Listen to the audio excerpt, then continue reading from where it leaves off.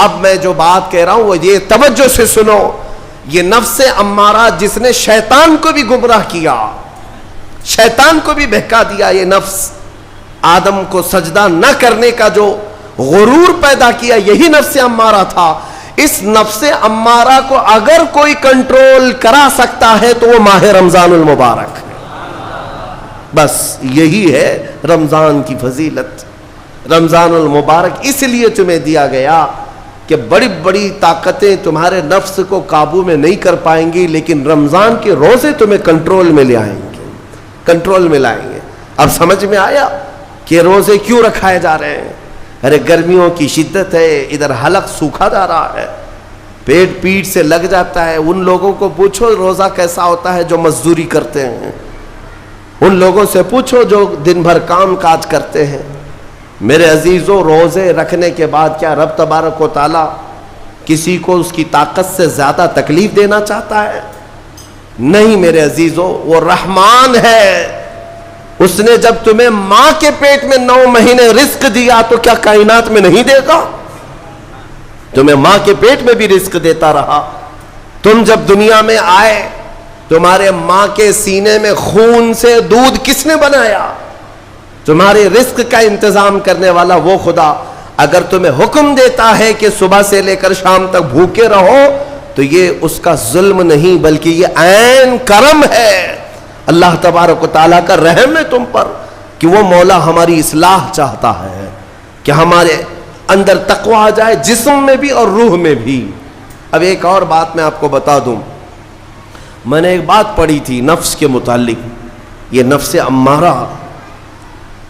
اسی لیے امام غزالی رحمۃ اللہ تعالی علیہ نے فرمایا اللہ کی جو مخلوق ہے وہ 3 طرح کی ہے. ایک فرشتے, دوسرے انسان, تیسرے جانور.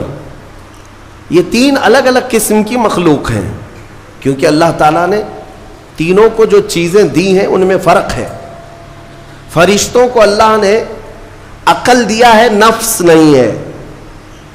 نفس, شہوت, برائی کرنے کی خواہش فرشتوں کے اندر ہے ہی نہیں, وہ سوچ بھی نہیں سکتے برائی کرنے کا.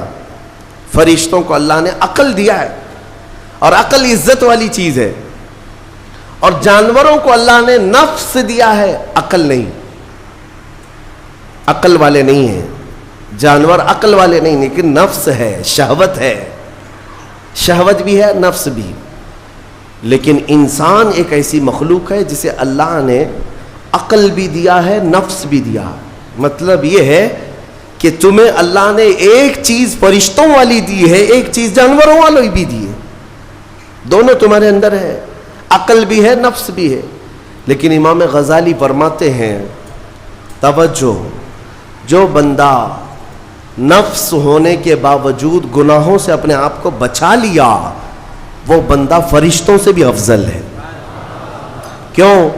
فرشتے اس لیے بچے ہوئے ہیں کہ ان کے پاس نفس ہے ہی نہیں, اور تم بچ رہے ہو تو کمال کی بات ہے. نفس ہوتے ہوئے بھی گناہ سے بچ گیا تو اس انسان کا مقام فرشتوں سے بھی اعلیٰ ہے.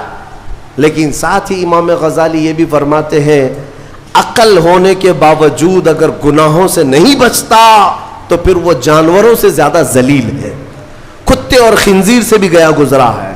کیونکہ جانور تو بیچارہ معذور ہے, اسے عقل نہیں ہے, نفس ہے. تمہارے پاس عقل ہے, اس کے باوجود حرام کاریاں کر رہے ہو تو جانوروں سے زیادہ گر گئے. فیصلہ تمہارے ہاتھ میں ہے کہ تم کون سی زندگی گزارنا چاہتے ہو, کون سی, کہ تم نفس کے پجاری بن جاؤ یا عقل کا صحیح استعمال کر کے فرشتوں والی صفات پر عمل کرو.